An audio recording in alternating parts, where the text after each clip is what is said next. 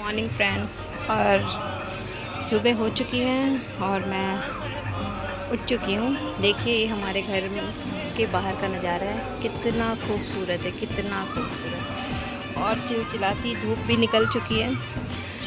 मतलब सुबह के, मैं आपको दिखा रही, सुबह के 9 बजे हैं। 9 बजे की धूप देखिए, ऐसा लगता है कि बाहर जाने के बाद हम तो जाएंगे बिल्कुल मेकअप वगैरह करके और उधर से आएंगे बिल्कुल काले होके। तो मैंने जेप्टो से बहुत सारा सामान मंगाया है। ये देखिए, ये मैंगो है। ये कौन सा मैंगो है? ये मैंगो है तोतापुरी। मैंने अभी खाया नहीं है कभी इसको। ये है मस्कमेलन। ये आटा ख़त्म हो गया था तो आटा। ये जेप्टो, ब्लिंकिट, जियो मार्ट, ये सब होने के बाद से ना आदमी आलसी तो हो गया है, पर थोड़ा सा हमारा काम इजी भी हो चुका है। ये हमारा सरसों तेल है, ये लस्सी है, ये हमारा पनीर है, ये भी एक मैंगो है। ये कौन सा मैंगो? ये है मैंगो मद्रास।